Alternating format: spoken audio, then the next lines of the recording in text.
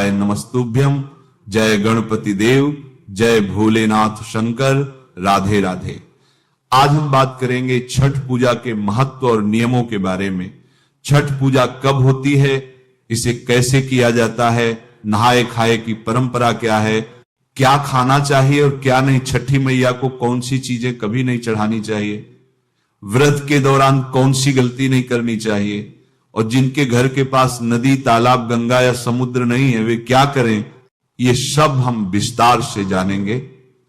साथ ही हम ये भी समझेंगे कि ऐसी कौन सी महिलाएं हैं जिन्हें छठ व्रत नहीं रखना चाहिए और अगर ऐसा करती हैं तो उनके ऊपर क्या परिणाम हो सकते हैं। छठ पूजा हिंदी पंचांग के अनुसार हर वर्ष कार्तिक मास के शुक्ल पक्ष की षष्ठी यानी छठी तिथि को मनाई जाती है और ये हमेशा दीपावली के 6 दिन बाद पड़ती है। व्रत की शुरुआत नहाए खाए की परंपरा से होती है। छठ पूजा करने वाले व्रती लगभग 36 घंटे का निर्जला व्रत रखते हैं। इस दौरान शुद्ध मन और शुद्ध हृदय के साथ छठी मैया की आराधना और सूर्य देव को अर्घ्य दिया जाता है। यदि किसी स्त्री की संतान बार बार बीमार पड़ती है, सर्दी, खांसी, जुकाम या किसी प्रकार की बीमारी के कारण बार बार अस्पताल जाना पड़ता है, इंजेक्शन लगते हैं, शरीर में सूजन या पैरों में तकलीफ होती है, तो ऐसे समय में छठ पूजा करना अत्यंत लाभकारी माना जाता है। छठी मैया अपनी कृपा से संतान की रक्षा करती हैं और परिवार को सुख समृद्ध बनाती हैं। माता का हृदय इतना कोमल है कि वह संतान और परिवार के लिए स्वयं अपने हाथ बढ़ाती हैं और विपदाओं से बचाती हैं। छठ पूजा करने से संतान दीर्घायु होती है, परिवार खुशहाल रहता है और घर में जीवन भर सुख की वर्षा होती है। छठी मैया को ब्रह्मांड की मां, संसार की मां और संतान की मां कहा जाता है। जो व्यक्ति सच्चे मन और श्रद्धा के साथ छठ पूजा करता है वह मानो 7 बार पृथ्वी की परिक्रमा कर चुका हो, गंगा स्नान कर चुका हो और देवताओं की परिक्रमा कर चुका हो।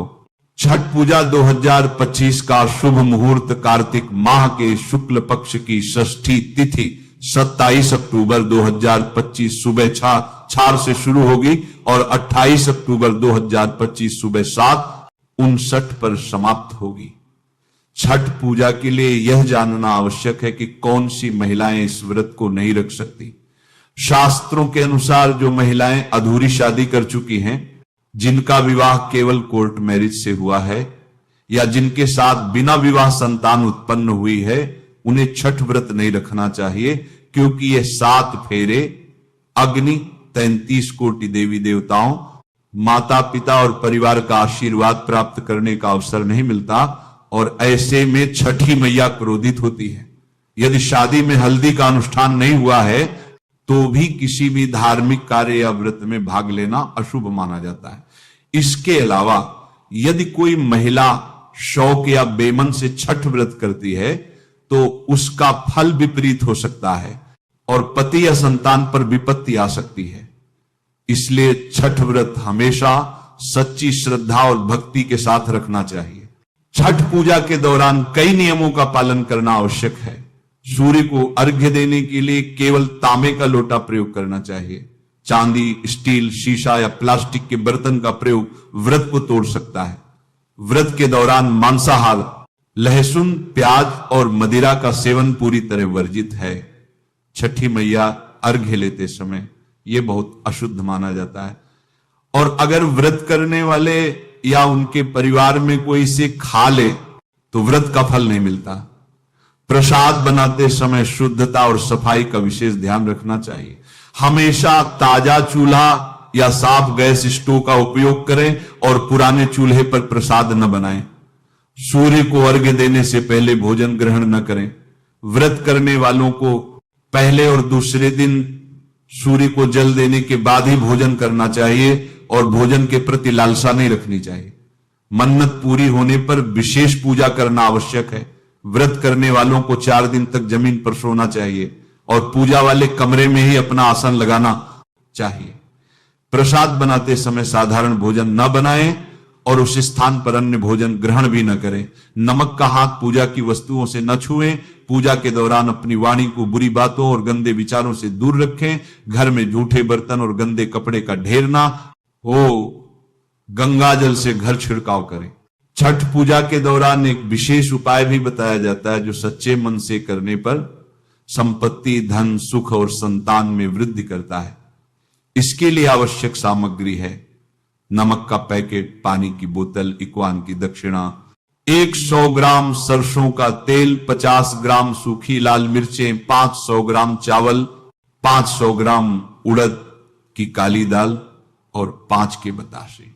सभी सामग्री अलग अलग पैकेट में रखें और अपने शिशु या संतान के ऊपर से 7 बार उतारें। इसके बाद यह सामग्री किसी गरीब व्यक्ति को दान कर दें। यदि आप व्यापारी हैं तो व्यापार में वृद्धि होगी, विद्यार्थी हैं तो अध्ययन में मन लगेगा, संतान की प्राप्ति होगी और बीमार व्यक्ति स्वस्थ होंगे। इसके अतिरिक्त छठ पूजा के लिए नदी, तालाब या समुद्र के तट पर जाकर तांबे या चांदी का सिक्का हाथ में लेकर जाएं और पूजा के बाद इसे मंत्र ह्रीम ह्रीम सूर्यम नमः 3 बार बोलकर जल में विसर्जित कर दें। ये उपाय लंबे समय से बुजुर्गों द्वारा किया जाता रहा है और इसका प्रभाव चमत्कारी माना गया है। आगे, छठ पूजा करने से संतान सुख, परिवार की खुशहाली, धन संपत्ति और जीवन में समृद्धि आती है। छठी मैया सदैव आपके घर में निवास करती हैं और सभी कष्ट दूर करती है। यदि व्रत सच्चे मन और श्रद्धा से रखा जाए तो छठी मैया घर, संतान और परिवार की रक्षा करती है। ये व्रत केवल पूजा नहीं बल्कि जीवन में अनुशासन, श्रद्धा, संयम और भक्ति का प्रतीक है।